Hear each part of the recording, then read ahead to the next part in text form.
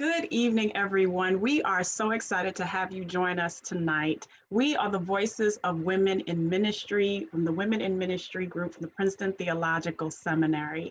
WIM Voices is a project of the Women in Ministry initiative of Princeton Theological Seminary, and we seek to provide a platform for the many voices of women engaged in ministering life within the Church of Jesus Christ and beyond. And we are so excited to have you with us tonight. I know it seems oxymoronic that we would have a conversation on grief, but if anybody has lived through 2020, we know that this is an important, vital, and necessary conversation that we're having. So tonight, thank you for joining us for Beyond Grief, Searching for Hope in Advent. This is a panel discussion on grief with Lois Annick, Shantae Bassett, Joanne Rodriguez, and me, Tisha Dixon-Williams, as your moderator. We also have the pleasure tonight of joining us two of our members and our fearless leader of Women in Ministry, Ms. Mary Beth Anton and Reverend Cherie Jones. Thank you for joining us. So here's what we're talking about tonight. We find ourselves in a time of multi-layered grief.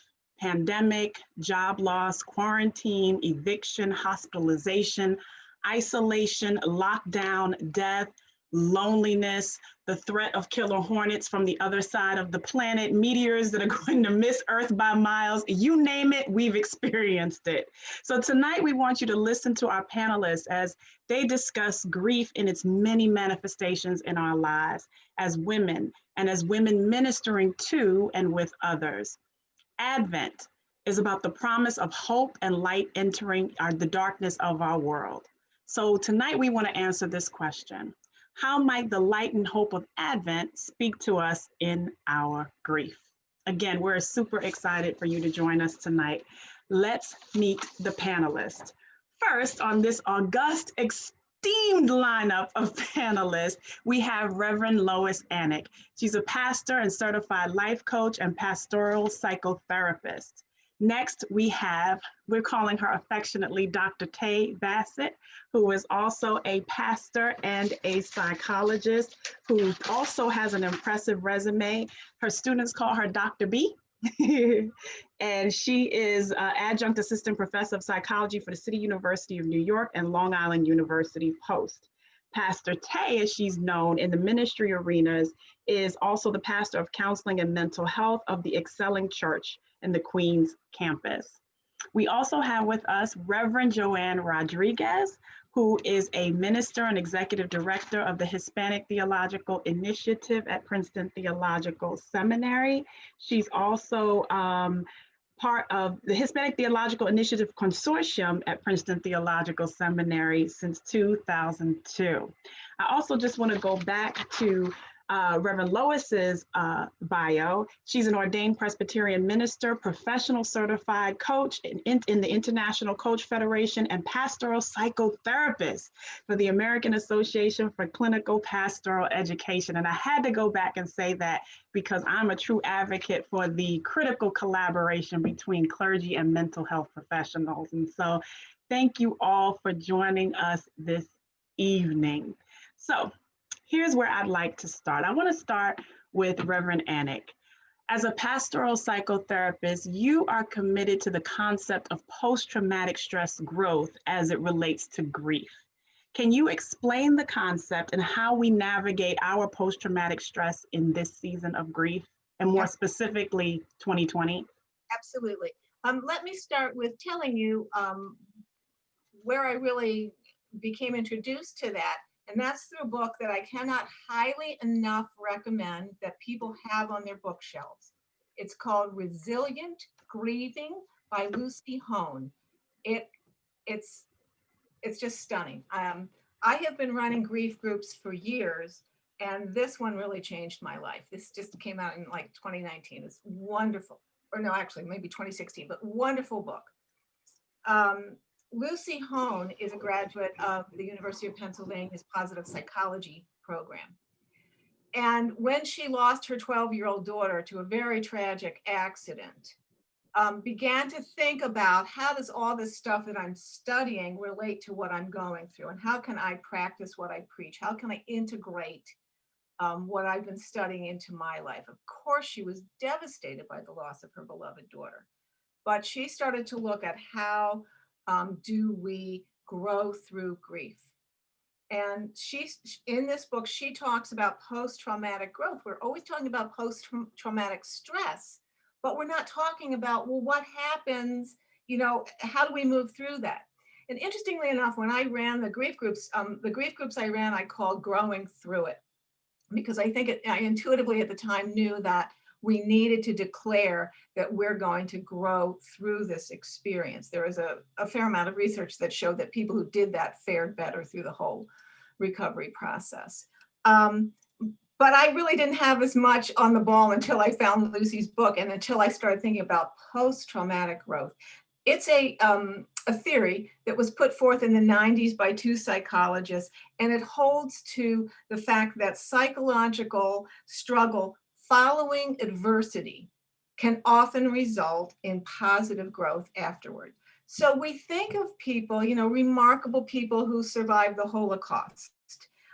There's a wonderful book out now called The Choice that I highly recommend. Somebody who went through the Holocaust and how she grew through that. We think of, I think of people like Maya Angelou, what she dealt with. I think of, Oprah. There are so many people who have gone through such adversity. How did they grow?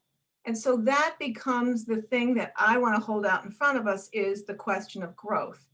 Now, that has to be handled very carefully initially, because you don't start to talk to a grieving person about, hey, you're going to grow, because then that's the whole trope about be a strong woman. And we don't want to go there immediately and lay that burden.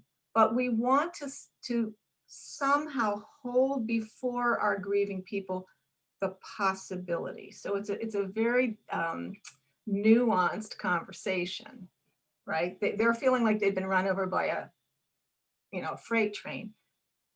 But somehow we want to hold out that there is this possibility of post-traumatic growth. And so it's a lot of struggle psychologically, because everything you've believed and held dear has been wiped out.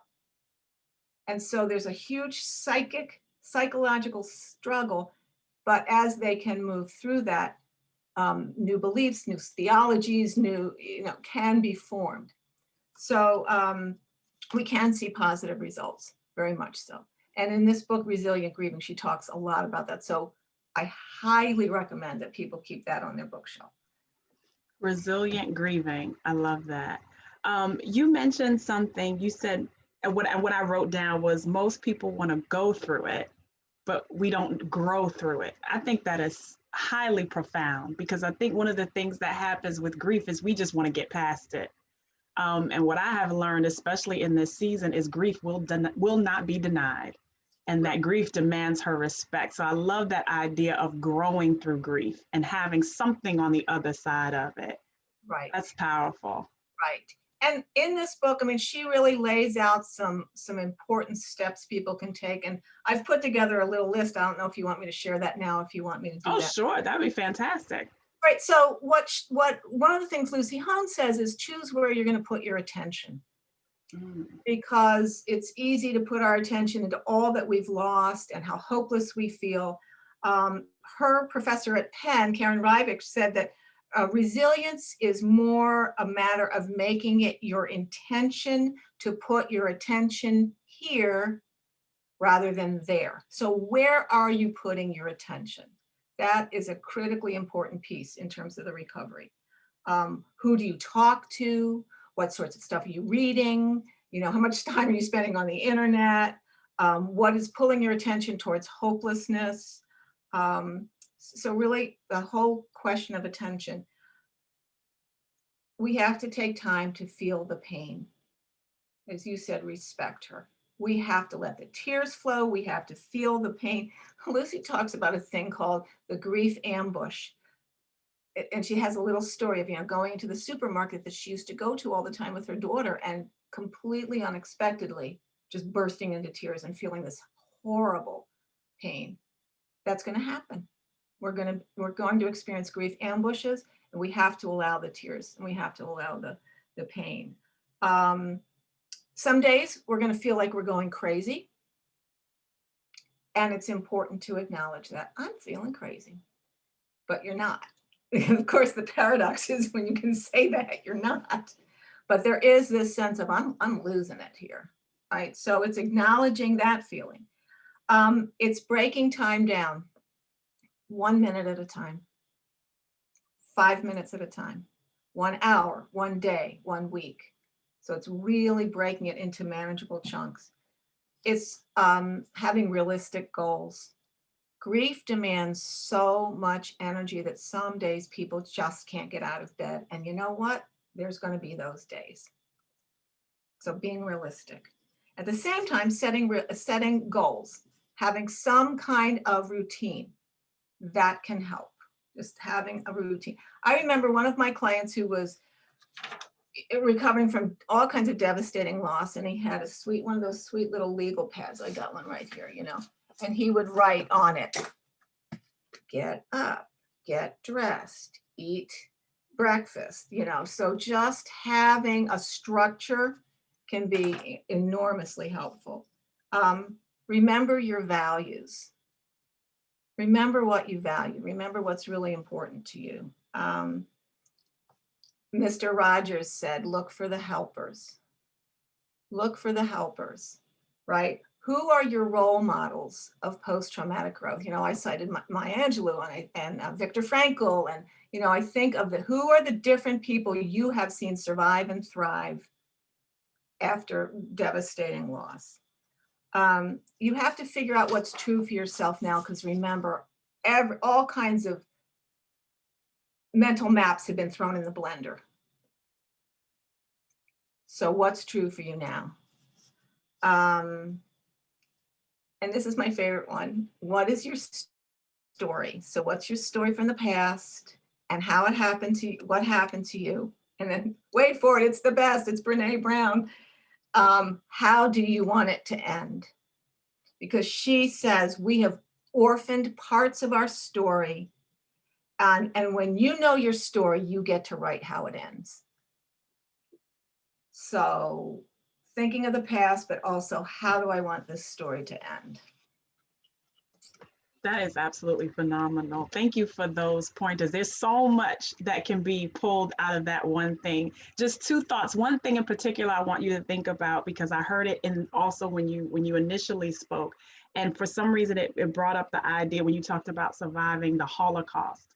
And this goes for anyone who can sort of think about this, and we can come back to it. But the idea of survivor's remorse, when you talked about Viktor Frankl and surviving the Holocaust and all of those things, we can talk a little bit about survivor's remorse and what that must feel like. I know personally, we've been in spaces where we were gathered literally together in spaces, and some of the people in those spaces died of COVID in the same space that we were all in, enjoying time and life together, and we're here and they're not. And so I can imagine that that's a real experience for almost 300,000 people, over 300,000 people now. So just if we could just kind of think about that and how we deal with the grief of survivor's remorse.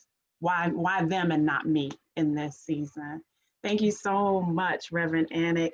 I want to toss this next question to talk to Dr. Tay. Hello, Dr. Tay. Hey, everyone.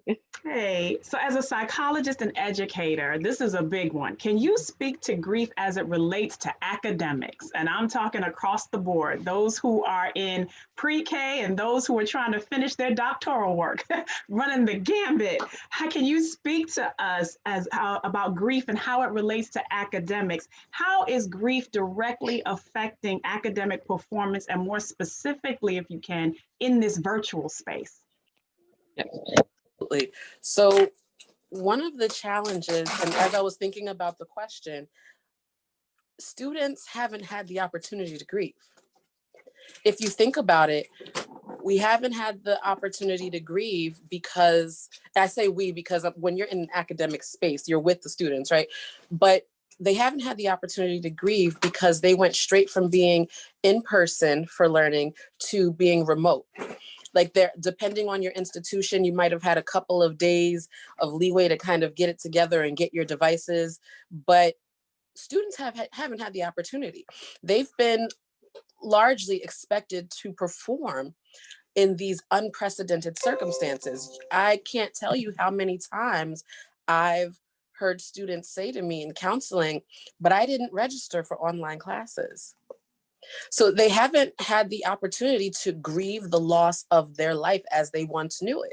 Because, and it's another question, and I apologize for diving there, but grief isn't limited to losing a loved one, losing a person. You can grieve the loss of your way of life. You can grieve the loss of your academic standing. Like, you can grieve so many of these things. So as it concerns the academic piece, students haven't had the opportunity. And then on top of that, them not being able to grieve that, how are they going to effectively, not affectively, effectively grieve the loss of loved ones? How are they going to grieve the loss, even if they're not loved ones, the person they saw every day at the bodega? Like, how are they going to be able to effectively grieve all of that when they haven't even grieved the fact that they can't sit and go to office hours when they want to? They have to go attend office hours in a Zoom room.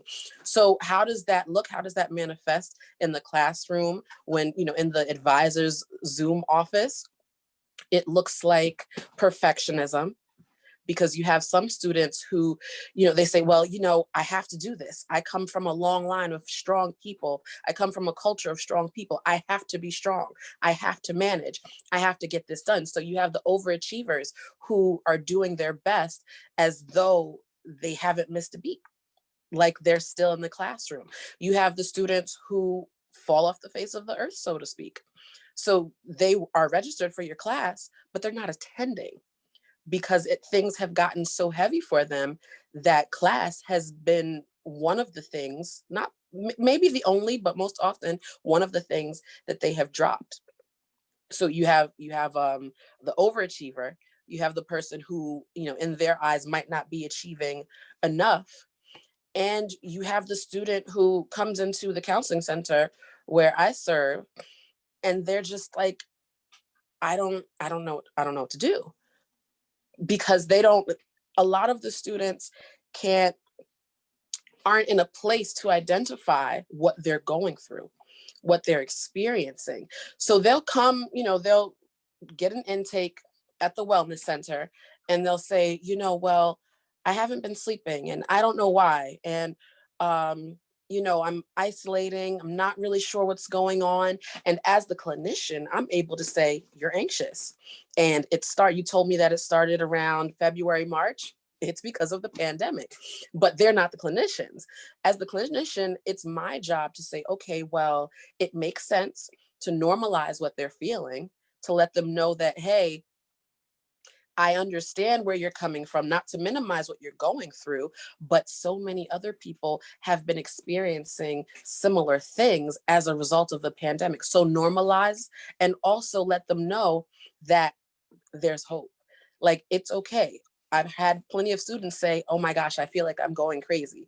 Sis, you and a whole lot of other people, you are not alone. You're not going crazy. You're human. I think the fact that everyone is having this very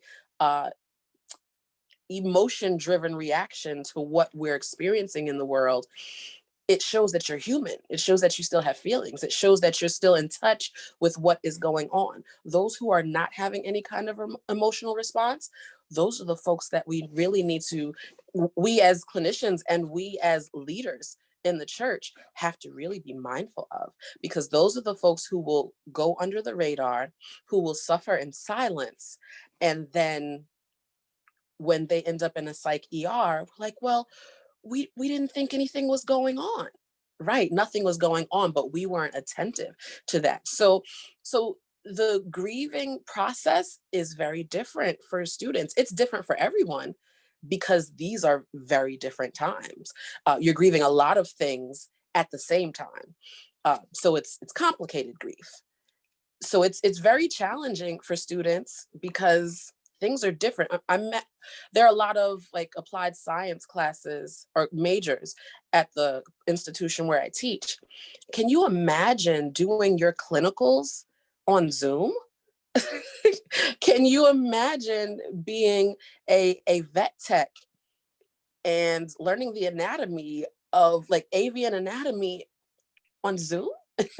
Like that's bewildering to me. I think about all of these EMT students who are going to they're taking most of their classes via Zoom. Like that in and of itself is mind boggling. So they're trying to juggle all of these things the best way they know how. And oftentimes that might not be effective because they might not be equipped. The school where I work, there are a lot of we have a very large international student population, and over half of our student population identify as Hispanic, and they come from Latin countries. So a lot of the students who come in are students who wouldn't typically seek mental health services. So this grief thing, they're not thinking grief. They're like, okay, I'm anxious, I'm not sleeping, it's affecting my schoolwork. So how do I move forward? So we have to meet them where they are. A lot of them wouldn't otherwise talk to me. They might speak to me as a professor. They'd speak to me as a pastor. But as a psychologist, oh no, we don't do that. We pray about it. We're strong, so we handle it. Right. So this is how it manifests, and we just have to be um, we have to be mindful of that. Like grief now in 2020, in 2021, because we know that everything isn't going to stop when the clock strikes, Correct. 12. We have to be mindful of all of the ways that grief will manifest in students, in congregants, in people we see on the street, on the train, in the restaurant. Oh no, we can't go to eat in restaurants. But we have to be mindful of this, because we might mistake it as someone being offensive or defensive, or when in actuality it's just their grief manifesting, and they're not really equipped to control it. Right. So you touched on, again, so this is such a phenomenal panel, I have to say. So you touched on so much. The students haven't had the opportunity to grieve. That is a statement I think that can be applied to every person in this season. No one got an opportunity to grieve. We've sort of been just grieving as we go along. And Right. 2020 has been so unrelenting that the minute we grieve one thing, the next thing comes, and you don't know what the next trigger will be. And Right. while this might Right. sound light, for me, it was Alex Trebek. Like, it was like the day after the election, we had this, for some, it was a high moment, however you look at it. But then Alex Trebek died.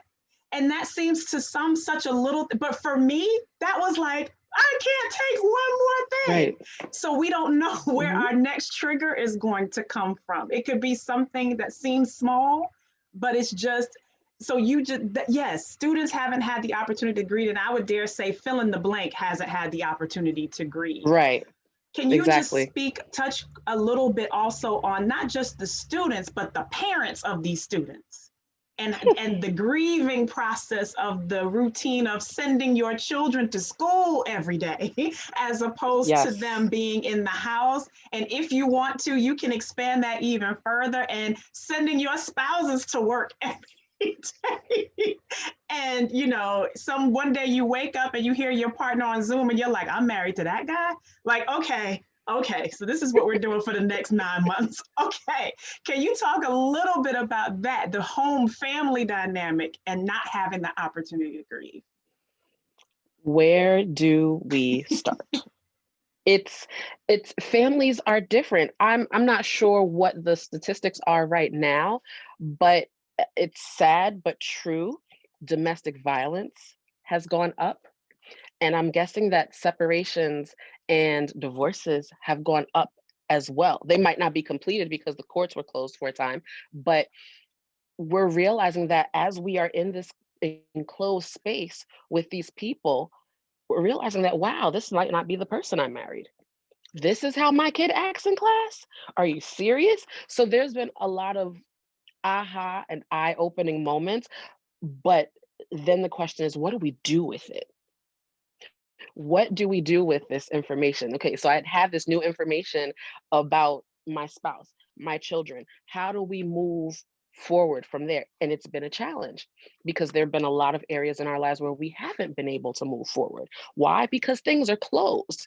Things have been closed, limited service, everything, people are working remotely. It's been a challenge for parents. That I think that might be a completely separate panel, because like as a parent, I chose to have my students do 100% remote. I have young children, 5 going on 16 and 6 going on 40. They're even though they're grown mentally, they're little people. And I just imagine my 5-year-old coming home with a mask that's not hers. Like, oh, but hers was so pretty and it was glittery. And being 5, but I don't trust the process. So they're home with me. And wow, wow, talk about grieving life as you knew it. I had like a struggle at the beginning of the pandemic very early, because like I realized that I was very like on edge, irritable, like it just didn't feel right.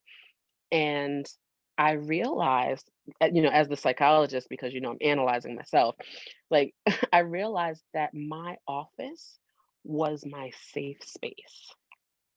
That was where I went. I could go in, close my door, because I was blessed to have a door, close my door, keep my coat on, and still go into prayer or go into meditation, or just have my Starbucks and relax without being called mommy, Dr. Tay, Pastor Tay. That was my space. I had my mood lighting, I could listen to the rain, whatever. So that literally being ripped from me was heavy to deal with. And I wasn't cognizant of it until it had already taken over me. So I had that. I didn't have like my safe space. And then I'm locked in the house with these 2 little people. So they're excited. Oh, mommy, yay, yay, yay. But I'm just like, I have to work full time and I have to do your work. I have to print it, take pictures of it, upload it, make sure the teacher got it. Like, so I'm doing my full-time job. I'm doing their full-time job of being students, trying to manage all of that, living in a house with 2 high-risk people. It's it's a lot.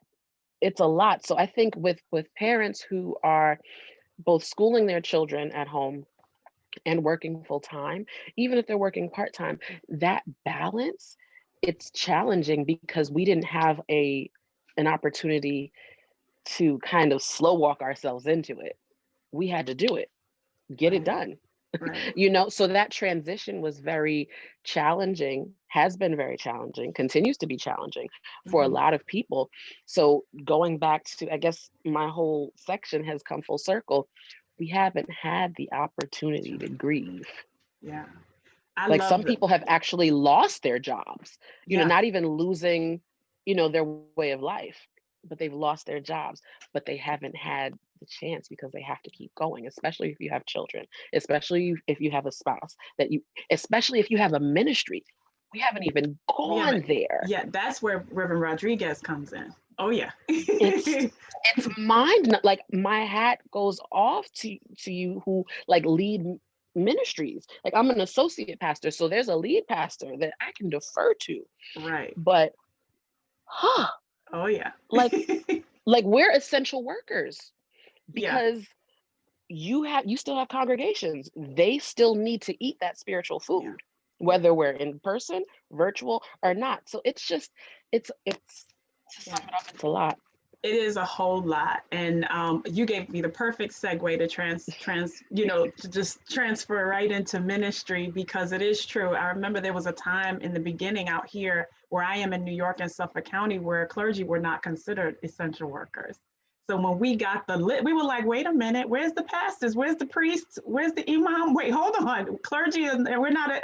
We've been on the front line of this thing since it broke, and then eventually we were acknowledged as essential workers. But Reverend Rodriguez, I'm sure you will agree with me when I say we are essential workers for sure.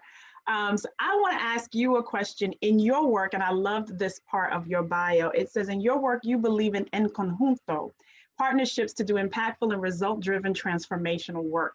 So I'm asking you, how can our churches foster impactful and transformational partnerships with church members and the community in this season and during the holiday season? What should we be doing right now? I don't know if I have all the answers.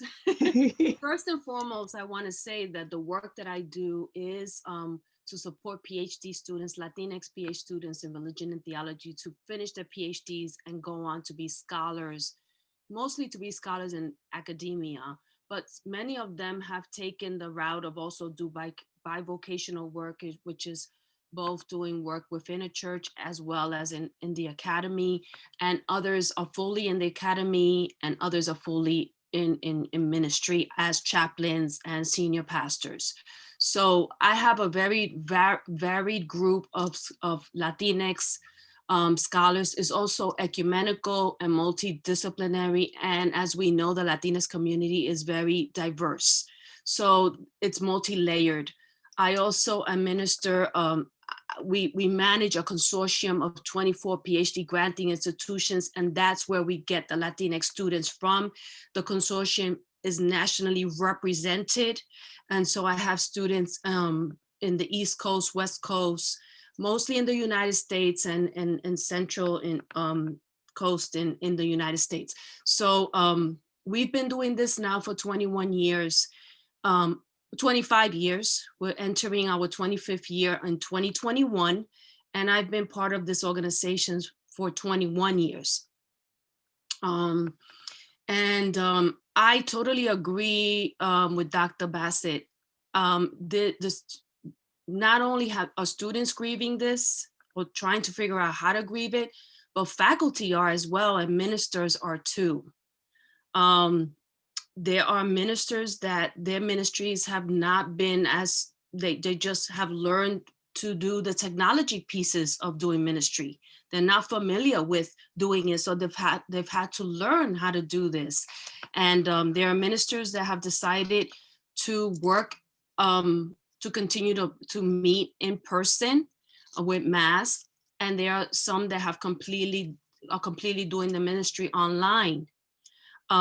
And similarly, I have some educators that are teaching in person and many that are online, and they also had to make that transition very quickly. So they're grieving as well. Each of them are in one way or another grieving. My concern about the pandemic is that I don't know, because people transition so quickly, I don't know if people realize how much this has changed our lives and will continue to change the way that we live and think and act for years to come. And the other reality is, and it's being said, is that this pandemic is just the beginning of more of other pandemics that may come in the future. So we're living into a new reality that I'm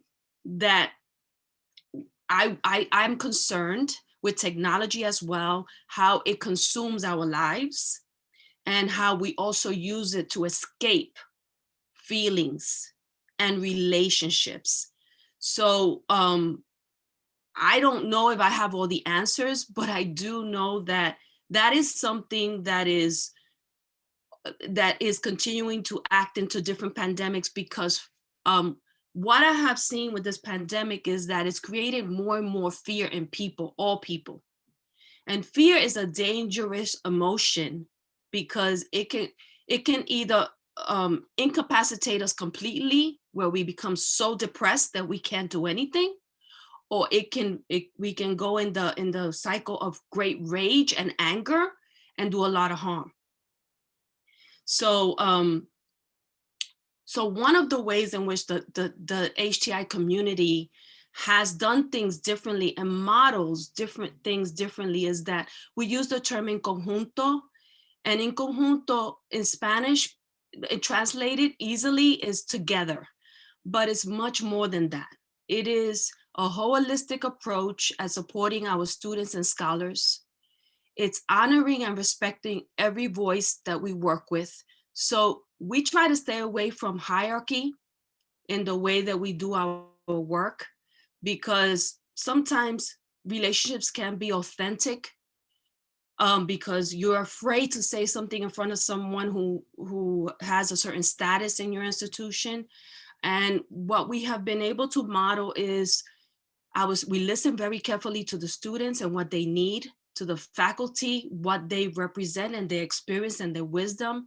And we feed each other, and we try to do the work we do together, listening to all these voices, surveying them. So one example that I can tell you is that when the pandemic hit, immediately we surveyed our students. We surveyed them to see where they were, what was going on in their lives, what were the challenges. We have students, as my other colleagues here mentioned, are home with kids and spouses. And they're trying to do, all of them are trying to do work. And people say, oh, well, you were lucky you get to stay home. Well, it's not lucky, because you're doing 3 jobs while you're home now instead of doing 1. And then then you have to turn your space into an office space. So right now I'm working out of my bedroom. I work, I sleep, I exercise in my bedroom. Because my daughters have to sleep and eat and work and do everything in their bedroom, so that we're not interfering with each other's space, because it's a small home. That creates some real challenges in the home. Fortunately, we've been able to have the private space, but I know people that have to work in their living room while having small children and their spouse at home, because they live in an apartment. So this is creating a whole different dynamic in the family, and also no time to grieve, or even just like quickly adjust your living space to make it happen. We have scholars that have lost their jobs, and they were already working with very limited resources, or their spouses have lost their jobs. And it surprises me that they continue. I'm surprised that none of the scholars that we're supporting right now have called me and said, I'm dropping out, I'm not doing this, which is amazing. So what we did was, when we surveyed them, we then kept following up with them and figuring out, how do we immediately switch our programming so that we can still service them and tend to some of the needs that they have, but not overwhelm them.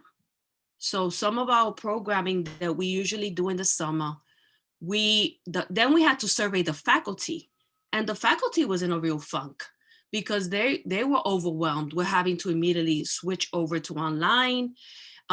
They had their own families, they had their own issues.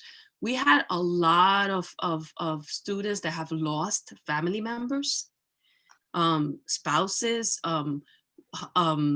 mothers, fathers, aunts, uncles, because their family members were essential workers, and they still had to go out and work. Right. So these are all it's been a very complex time. And even for, I would be honest, administrators and leaders, I had to quickly think about finances for the organization, the transferring of all the programming, how to secure funding, how to change the programming online, who was going to do that for us and work with us. So the gem of it all was that we were able to accomplish all of it. Our students are in a good spot, in a good place, as far as I know, because we keep surveying them. We changed the programming and made it less challenging, and we have to take into consideration that we're working with 3 different time zones. So the programming has to be scheduled at a specific time in the day so everybody can participate. Right. That's another component I didn't even think about. Wow. Yes. And then how much programming, who can attend when, what we giving them the option to attend or not attend, building in some other curriculum that they could participate in so they wouldn't lose, changing some of our funding and opportunities to support technology now, because it's such a critical component Right. of their ability to get their work done, Right. using some of the funding for books instead of using it for conferences, because they're no longer going to Right. conferences. They're not doing in person. So a lot of different complex components, and trying to pay attention to every single one of those so that we can do that in conjunto work that we do to support. So if we were to transfer that to the church, I would say that we have to get away from the hierarchy way of Yes. the church doing the work that they do, and really survey our congregants to see what specialties they have and involve them in the ministry. Like, really be careful about skill sets and talents, and how can these people support the ministry so that we feel like we're also supporting each other in doing the ministry together and moving forward in with technology. And I've seen some pastors do amazing services online by using young people's technological skills and bringing them on board, and then they get excited about ministry. Something that I've been saying, a friend said it and I just kind of ran with it, sort of like what has stuck with me today about us not having a time to grieve or adjust to our grief is COVID is a snitch. COVID did not create any of the issues that we are experiencing. It just revealed it and caused us to react. And what I'm finding in the church, and I want to sort of put this out to everybody, what I'm finding in the church is based on what COVID revealed. Again, it didn't create problems, made us better problem solvers, but it also eliminated some of the things that we needed to eliminate anyway. It sort of took care of a lot of, as you say, the concern with titles and hierarchy and things of that. COVID sort of leveled the playing field across the board, especially in the religious and faith-based community. What happened, I believe, in sort of the Baptist churches, what happened here now was everybody's a mega church, whether you want it to be or not, because you are now on this digital platform where I can't fit 700 people in my church. But now the viewership has allowed me to. So while there have been some moments, obviously it's been agony and ecstasy. It hasn't been all bad. It's forced us to confront things. And so I think about you, Reverend Rodriguez, and all of the everything that you've been able to put in place to support your students that otherwise may not have happened had this not, had COVID not taken place. And I love what you said about fear. And that's where we've gone. We've gone from FOMO to FOGO. So FOMO, we've gone from the fear of missing out to the fear of going out. And that has changed everything for us and will change everything for us going forward, especially in the church. So I want to ask you as faith leaders this question. How are you managing your grief and ministry in this season? Because while we have all talked about how we are serving everyone else in true clergy leader fashion, we have yet to talk about what we have done for ourselves in this season. And so I want to say hello to Abigail Evans, one of our Midwin members who came in and joined us. Thank you for joining us. And if you have any questions, you can feel free at any point in time. But I'm going to toss this one back to Reverend Anik. I want you to start. How are you managing ministry and grief in this season? All right, so I am no longer in parish ministry. I left parish ministry in June because my full-time job is as a leadership coach. So I am a coach to pastors throughout the country. And so, boy, do I get an earful of that every day, what's going on with the churches, and it's astounding. So I have to do a lot of self-care and a lot of self-regulation so that I have the strength to run with them, to run this marathon with them. So to that end, I get up every morning, I go out, I walk several miles. I'm an absolute fan of exercise. I mean, you can't read any book about health that doesn't say exercise is good for you in every way. So I go out, I walk briskly. It also is a time to pray. So that's wonderful. I then get up, come back into the house, and I do yoga with my husband and have some time to do some meditation. Now, admittedly, we're empty nesters. If my kids were at home with me now, I would be like, I couldn't even begin to tell you. But yeah. So that's pretty much, I think that's what I do is a lot. And I also have my own coach. I hired a coach, so I have somebody to complain to. Yes, that is what my therapist said. My therapist says if your therapist doesn't have a therapist, you need a new therapist. Yeah. And No, I believe the same for pastors and clergy leaders too. I have my own coach and I can go and whine to him and he's wonderful. So I mean, I just take it as an article of faith that we have to be really strong and really committed to self-care as a form of stewardship. That's what's going to keep the juices flowing. Again, I admit I'm an empty nester. I don't know what I would do if I had my kids at home. I can't even, my love and my heart goes out to all of you young women with kids at home. I just don't know how you do it. But I'm sorry. I wanted to ask a follow-up question to that based on, I can't remember if it was Dr. Tay or Reverend Rodriguez. I think it may have been both of you, but about what has been ripped from us, what has been taken from us. What are you grieving the most in this season? Where have you found your main source of grief? This is for you, Reverend Anik, and I'm going to pose it to everyone else too. I weep a lot. I weep a lot about the deaths. I really weep about the communities that don't have money, the people who are starving. I mean, that's my source of grief. And I just weep. I weep a lot. I allow myself to feel that the suffering that has been unleashed on people is just unreal. Yeah. We live across the street from a church, and the bus comes 3 times a week, and the families line up for food, and that is my greatest grief, is people having lost their jobs, people starving. I think the communities who are very vulnerable to this disease and to the terrible medical care, communities of color. I mean, that rips me apart. That's my grief. Thank you for sharing that. Dr. Tay, how are you managing ministry and grief in this season? And what have you grieved, I think, the most during this time?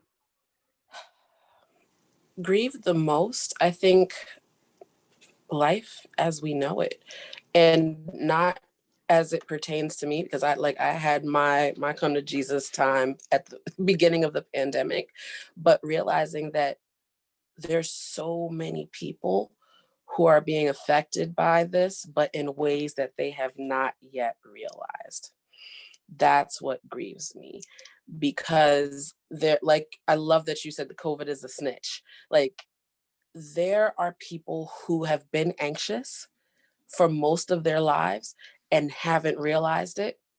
And even in the midst of the pandemic, they're realizing that something is off, but they haven't been able to put words to it. So they're stuck and don't realize that they're stuck. They're stuck and don't realize that it's okay to speak to a therapist because of,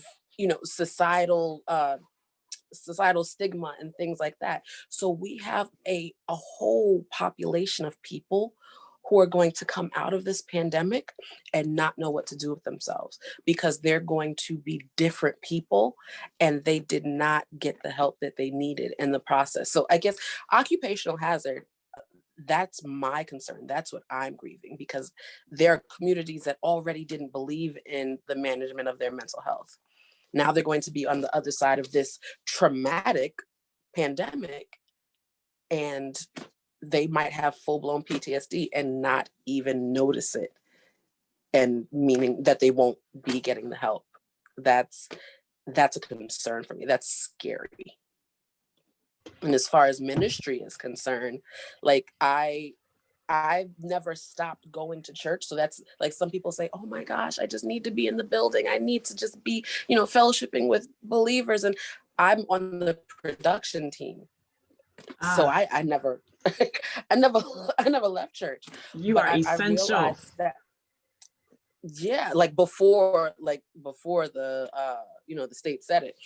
But I found that we have gotten so caught up in busy work, making sure that we meet the needs of the people, that each of us have our periods where we need to come to the realization that we need to take care of ourselves. Like there might be people who we don't see for a couple of weeks because either they have COVID or they're experiencing the effects of COVID and they haven't, like, they just need that time to be away. Also, a lot of the people on the production team tested positive at one point or another. So we have to balance getting the work done, because at the end of the day, sheep still need to be fed, whether it's via Wi-Fi or cellular, they still need to be fed. So it's a challenge, but because we have our faith, because we have our hope, we continue to push.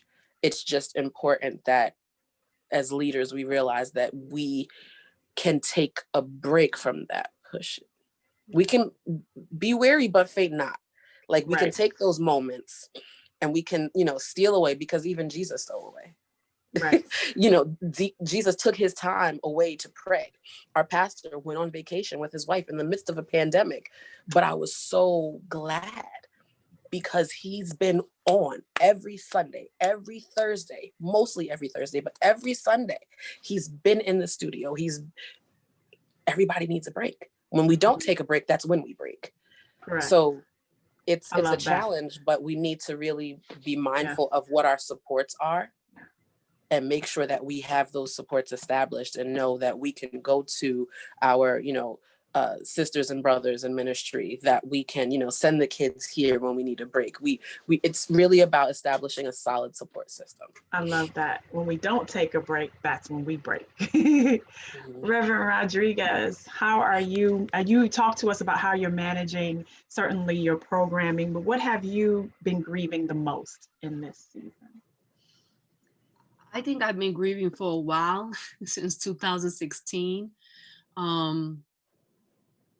One is I lost my mother in 2015, and then 2016, just when that election happened, it just really, I'll be honest, it really did something to me. And all of the things, the real negative things that have happened throughout this nation and even the world. And I think one of the things that really concerns me is there's things that have happened in this world that are horrible, but this pandemic has affected the entire world. It's the entire world. This is very different than anything else that has happened in the world. And I think we minimize that because we're used to staying local. We're not used to looking at the larger picture. That has also helped giving me hope, because I realized that, this is not the first time that this happens too, these horrific things that happen in the world. And at one point, other people in the world face some really horrific things. And humans have a way of resiliency and a hope that's like no other creature in the world, right? But the ecology has been affected. Human life has been affected, all kinds of human life. And so that's something that concerns me at a much broader level all the time. So I realized this year more than ever that I'm also aging, and I'm not 30 years old, and I don't have the same kind of energy that I had when I was 30 years old, right? So how do I personally home in on what my experience is and what I bring, but also take care of myself so that you can go the long distance. In July, I gave myself a birthday gift of creating better habits for my personal life, eating habits, sleeping habits, all of those things. But the mind has a way of overtaking, even trying to do good habits. So when I finally took a rest for Thanksgiving, that I said, okay, that's it. I'm gonna take some vacation time, which actually was to do things at home, projects in the house. I came down with shingles. And that was a real clear indication to me that my nervous system is shot, and that these habits that I want to continue to follow through with, I definitely have to be more conscientious about following through with them. So as leaders, I think, and I'm not saying that, I'm saying this because I think it's important for women. Yes. Women do so many different things, and we're we have a much larger tendency to be caretakers, but and we're great at doing it for other people, but we minimize how important it is to do it for ourselves. Correct. And I think that some of our theology, and I know that sometimes I maybe I'm gonna get a lot of pushback, but we got to revisit some of our theology, because we are not Jesus. Agreed. We're not Jesus Christ. We're not God. And so we need to know when to take, the Bible tells us to take the Sabbath. The Bible tells us to take care of ourselves. The Bible tells us to, as women, we really got to learn how to love ourselves. And that's something that I've been meditating on more and more. How do I love myself so that I can better love other people?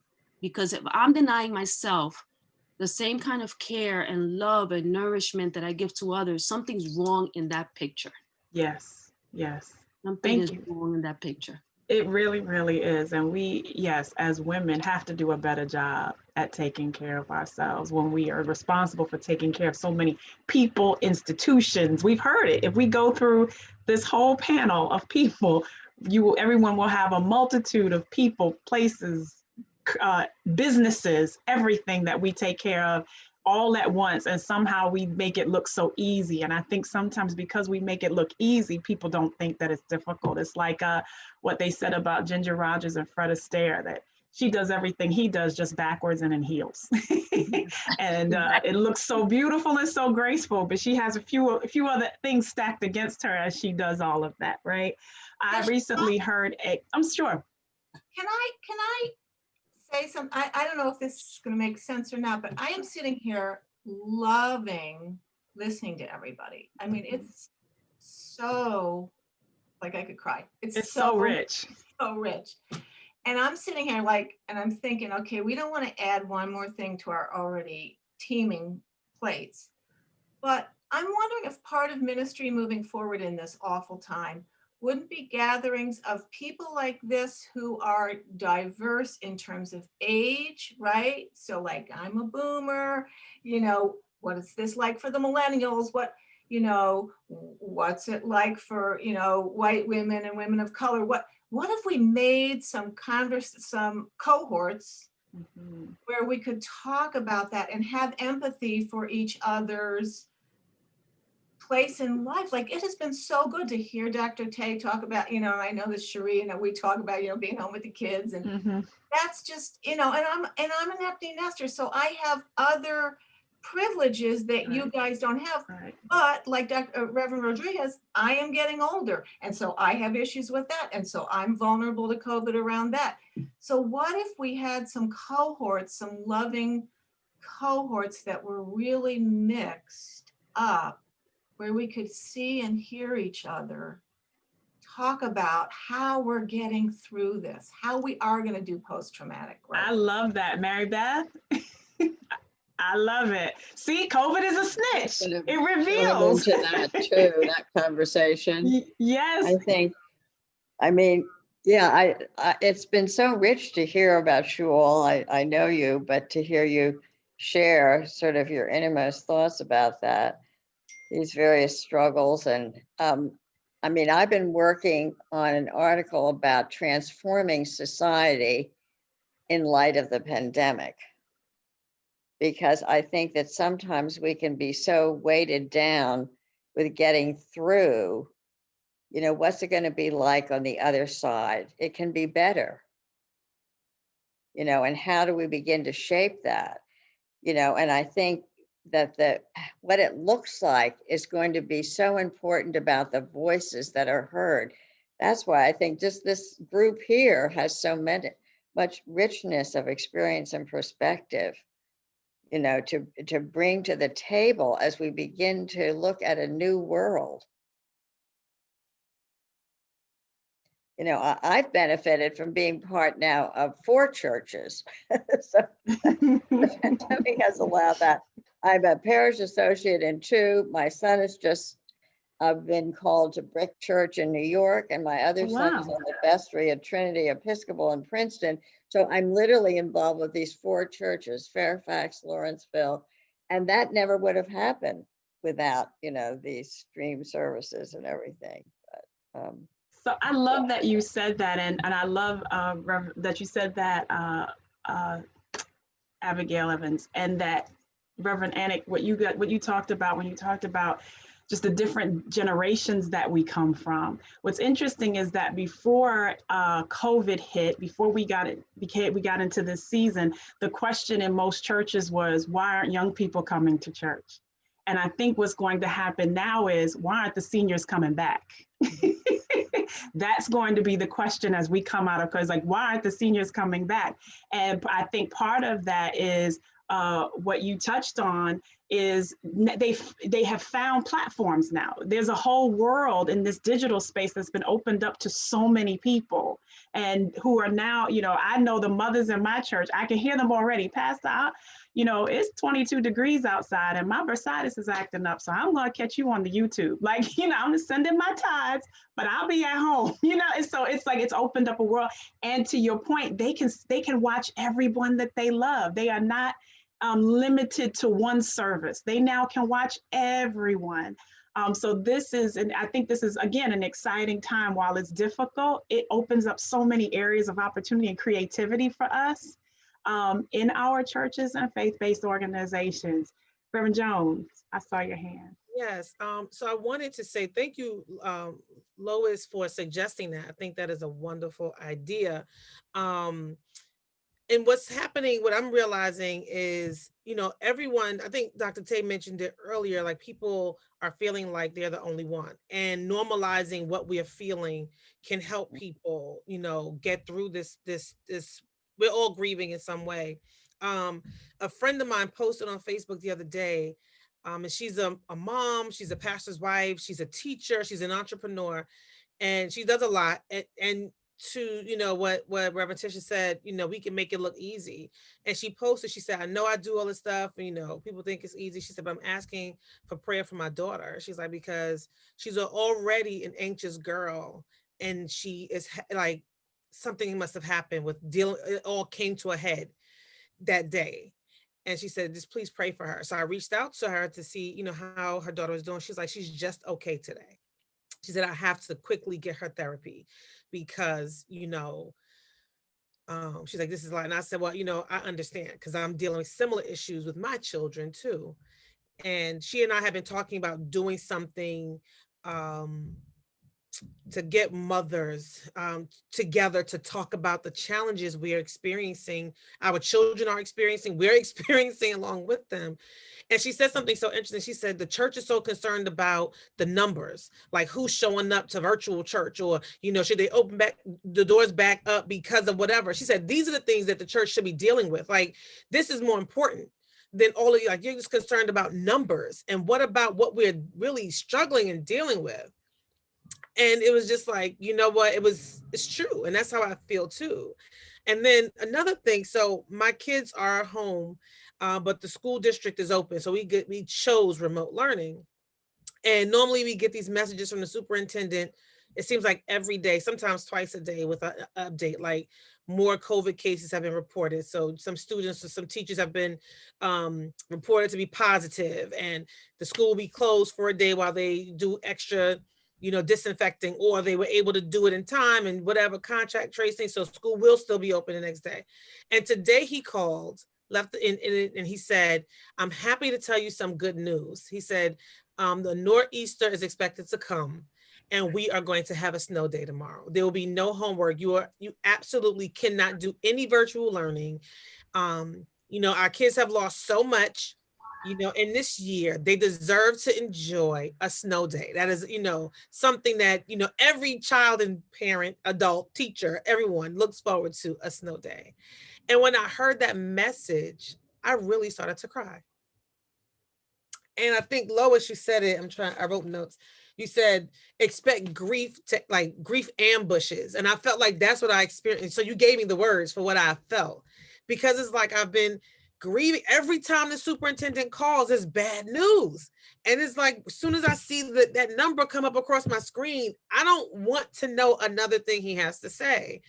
And today it was good news. And it was just like, oh my gosh, you know, and it's something, so I just put all that out there to say, some of us may not even realize how much we're grieving, how much we're holding in until something like that happens. And you go, oh my gosh, like, why am I so emotional? And then I looked on the Facebook group for the school and so many parents were saying, I cried, like I wept, or I, was choked up, because just to have something that's normal, a normal thing happen, and it's nothing tragic, it's actually something joyful.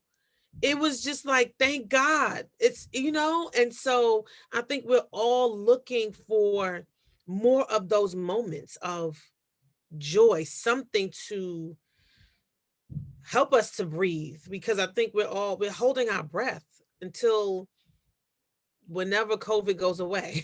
And we don't know if that's 2021, 22, or never, so I just, put all that out there, because I think everything that you all have said has helped me to understand some things that I've been dealing with.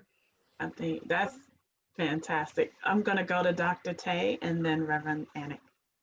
One thing that you said, Reverend Cherie, about Reverend Lois giving you the words for what you're feeling, I think that speaks to why we need these cohorts, as Reverend Lois said, and why the church needs to have these small groups, or whatever you want to call it, whatever works for your community, so that people can, one, feel joined in their sorrow and their grief, and also they can put words to what they're experiencing, because people are walking around feeling like zombies, feeling like they're crazy, not knowing that there's a diagnosis for it, or that's a common experience. And honestly, you don't need a psychologist to make you feel joined or make you feel understood. Like, someone else might have gone to therapy and said, oh yeah, well that's complex grief. Really, girl? I had no idea, but that makes so much sense. Like, sometimes putting a name or a label on something, that gives us the relief we need, because we're sitting here thinking that it's only us and something's wrong with us, when in actuality, everybody on our block is experiencing it too. But we need to hear that. But we first need those spaces to be created. Not everybody is a trailblazer, a forerunner, and there's, what, we need to have this small group. We need to have these cohorts. We need to have these Zoom meetings. So those of us who have had those, moments of enlightenment, we need to put, pen to paper, write the vision, make it plain. We need to make these things happen so that more people like Reverend Cherie can put words to their tears, so that more people can have a better understanding of what is happening to them mentally and emotionally, and how they can make sense of it. Reverend Anik? Well, so the thing is, too, we are wired for connection. We are communal animals. This is the problem with, COVID. COVID is not only a snitch, it's a thief. That's right. Robbing our basic who we are communal beings. And so to not be connected, it feels like death, like, I'm a raging extrovert. I don't know if you can tell, but, it is really hard to be locked up. Right? To not be. So we've been doing things, and maybe some of you guys have done this as well. We get together regularly with friends for Zoom dinner, Zoom cocktails, Zoom coffee. Like, we're making these, because otherwise I'm gonna lose my mind. Right? We're getting together with our best friends this Saturday night for Zoom dinner. It's absurd, right? It's absolutely absurd. Like, they're in their house, but we're connecting. And I think one of the learnings in 2020 is that you can actually feel the essence of the person, even through this crazy machine. You can feel it. So Agreed. Connection is so, so critical. And that's why COVID is so awful. But we have to find creative ways, I think, to connect. Reverend Anik, while we have you, I want to give you a question that was submitted by one of our WIM members, and I want to say hello and welcome our WIM member Lana Russell for joining us. Hi. So Reverend Anik, and then we're going to make a shift as we close in the last couple of questions. But Reverend Anik, I'm going to read it just the way that she wrote it because I love the tone. She writes, I hate when I hear people use spiritual platitudes to placate legitimate feelings of grief. For example, when someone says, God needed them more than we did, or God doesn't give us more than we can handle, it's kind of like spiritual gaslighting. I even have the temptation to use them myself sometimes. What can people say instead, and how do you yourself practice the presence of mind to avoid platitudes like those? I think you're the perfect person to answer. Well, in our grief groups that I ran through the years, we would write lists of awful things people say. And then we would howl. We would just scream laughing, right? Like, oh, can you believe she said that to me? And then we would just fall out laughing. So that always helped me to get clearer and clearer about the things you don't say. You really need to watch your language and watch, yes, those God needed another angel. Oh my goodness. So, I mean, I think part of it is thinking again about your theology, right? Reverend Rodriguez said we need to rewrite our theology. We certainly, if we still have any of that old, crazy old man in the sky who's going to hurl thunderbolts at us or take little children because he needs angels, we need to really rewrite that. But to also just think about stupid things people have said to you in grief. Like really, and that can be a corrective right there. Like, oh no, I don't ever want to say that to somebody else. And yes, they're actually very injurious. We don't want to talk to people that way. That's not the God, certainly not the God I serve. But I invite I invite Dr. Tanya and Reverend Rodriguez. I mean, how would you handle that? So I actually attended a 12-week course on grieving. And one of the things that came up was that. And the way that I handle it is that I tell people that I say something to the effect that we celebrate and we also grieve the person's life, right? Because there's some celebration.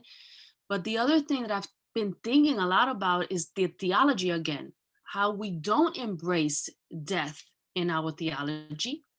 We see death as a horrible thing. We see it as being robbed. We see it as just so much dread, so much fear of death, when death is something that we're all going to face. We don't know when, we don't know how, but we're all going to face it at one point or another.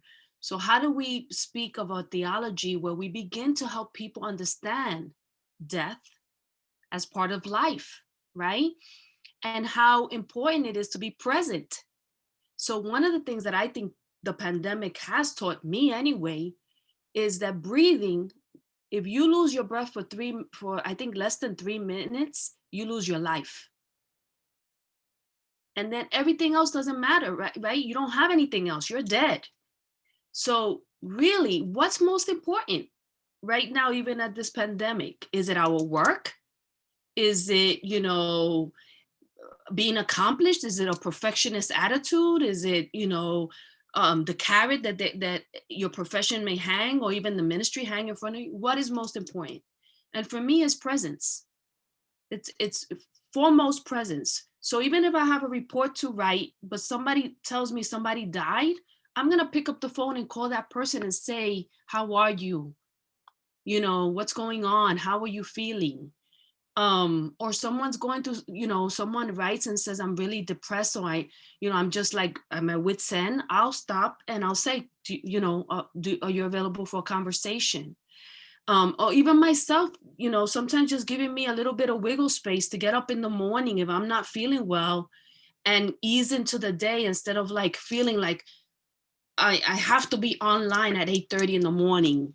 And I tell my staff that as well. If you need a break, just write and say, I'm not feeling well this morning. I just need a break, and I trust that they're going to get the work done. We all have enough energy in us to get the work done. That's not the issue, but sometimes we just have to learn how to breathe. The last thing is look at your history. What, God's faithfulness, the Holy Spirit, how has that shown up in your life in the past? And can we trust for that to happen in the future? Right? So those are some of the ways in which I've handled grief for myself and also trying to help others, because like you said, it's communal. We're made to be in community. And one thing that we can't allow this pandemic to do is to continue to rob us of one way or another being in community and for one another for human life. Dr. Bassett. Reverend Rodriguez, she took the words out of my mouth. The ministry of presence is so impactful. I feel like oftentimes, especially as leaders, we feel like we have to say something. But just being there with someone, just a text that says, I'm thinking about you. Don't ask how they are, because you can kind of assume how they're doing. Ask them what they need. Sometimes we don't have to have these lofty interventions. Sometimes it's just as simple as saying, do you want me to order you DoorDash? Something simple like that. Because ministry, what's the definition of ministry? Meeting the needs of people. Their needs aren't always going to be these abstract, conversations. And no, somebody needs some chicken. Like somebody needs a drumstick. Somebody needs to be reminded to eat. It's the ministry of presence. And I think if we remember that our impact isn't always going to come through our mouth.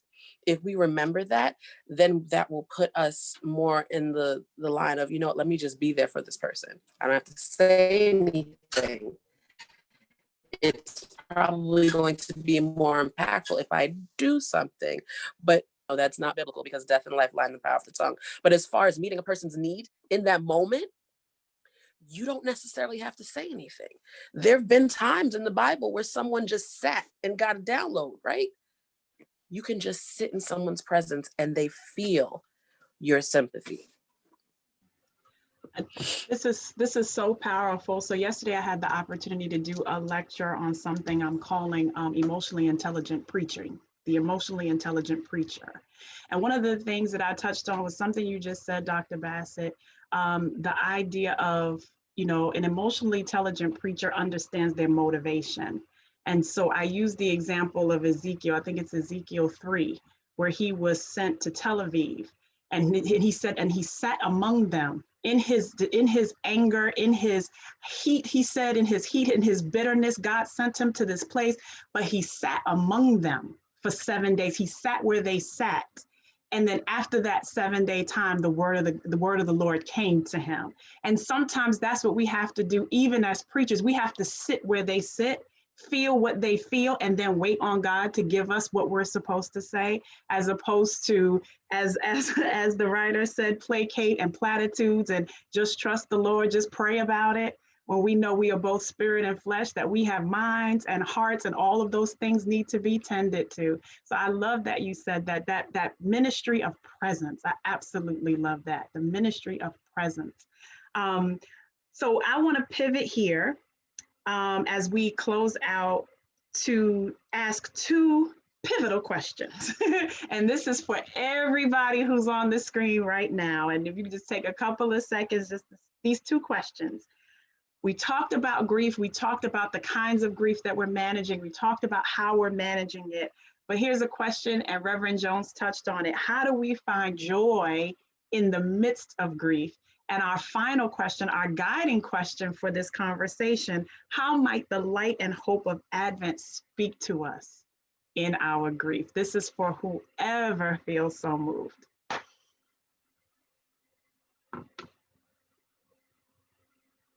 I've been thinking a lot about Advent, and people prayed for Jesus for years because of the heaviness of the times. It was a very challenging time. And they prayed for a savior. If we remember the two people in the temple, the woman that was always there praying, and the other, they were praying. And when they saw the baby Jesus, they said, God has answered. So if we think about our trying times and all the challenges and one thing after another, as you mentioned, Dr. Dixon, one thing after another this year, like it's like you didn't get released from one thing and then as soon something else happened, right? Feels like that. Feels like we just can't get out of this messiness, this horrific time. But God answered, right? God provided a savior. So that resiliency that we spoke about and that hope is faith and not knowing what's going to come, is what I've been reflecting a lot about this year in terms of Advent.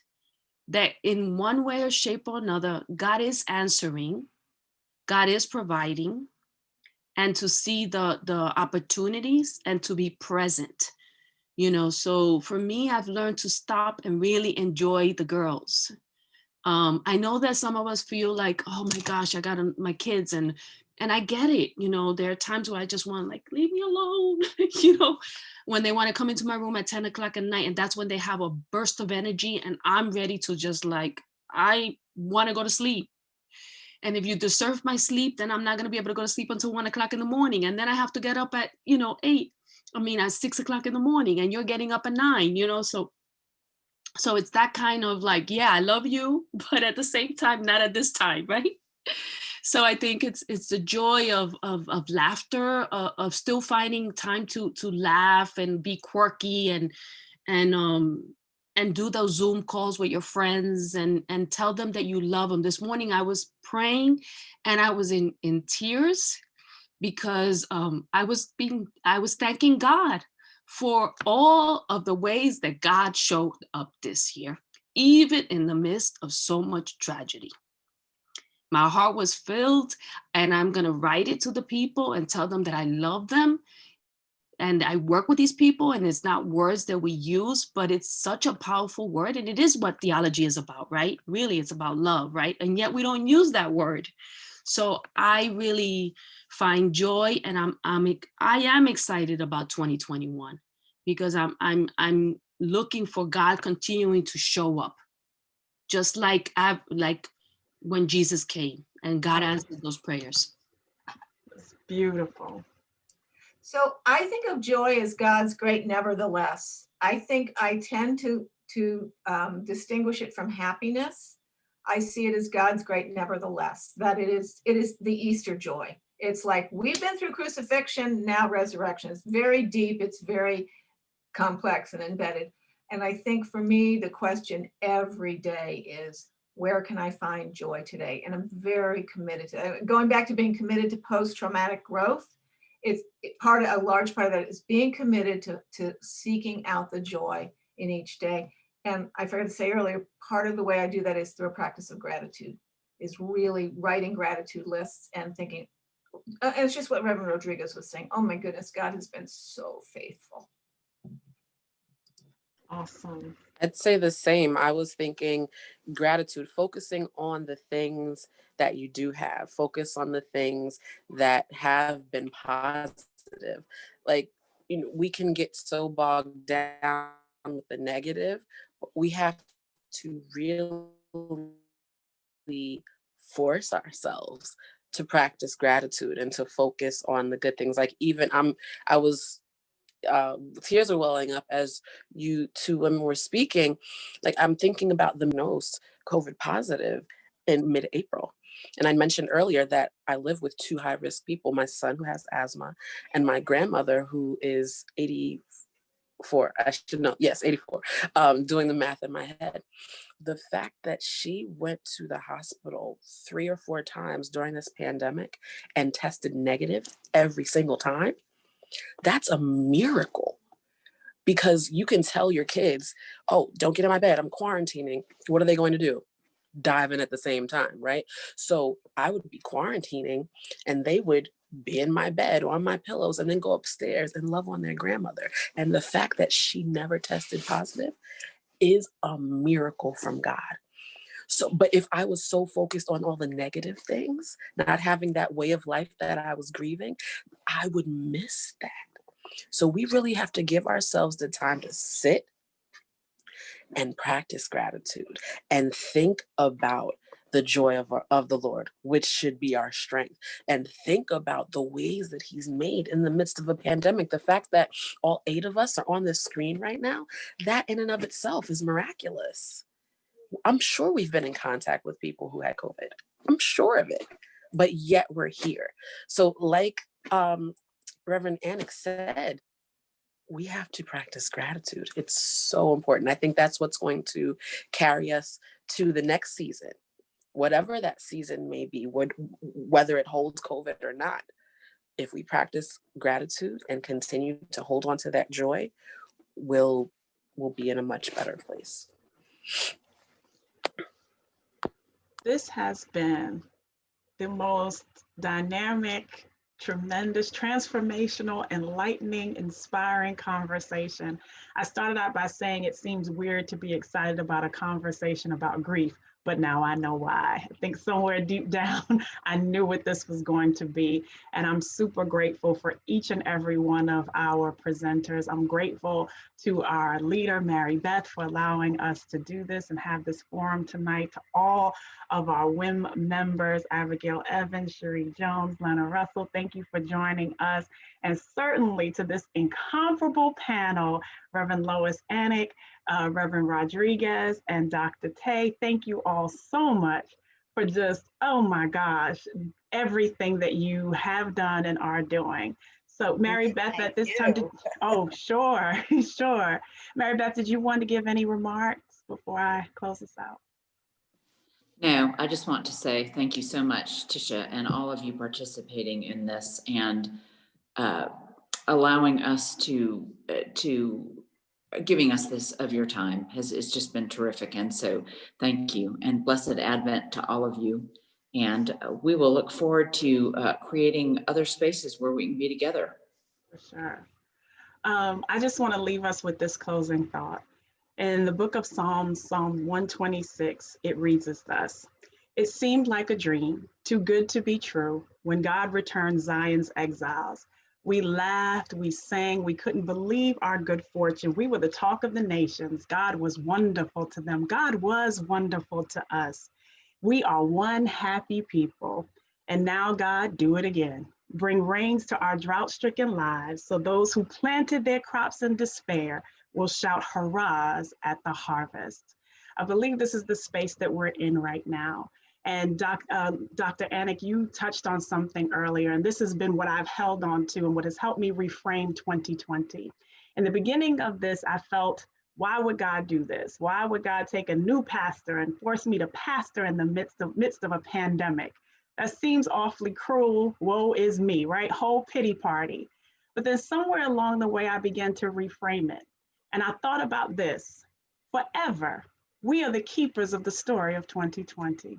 That it wasn't why God did this to us, but what a privilege that God could trust us to be the keepers of the story of 2020. And so forever, we have a choice. We can share the nightmare or we can share the dream. The reality is we will share both. And we're going to do our best to be the keepers of the story and the keepers of the dream right here as the voices of women in ministry for Princeton Theological Seminary. Thank you so much for joining us tonight. What we've done tonight is legacy work. We have created legacy tonight by telling the story of 2020, beyond grief, searching for hope in Advent. Thank you, and I hope that you'll join us next time. Amen. Amen. Thank you. Thank you.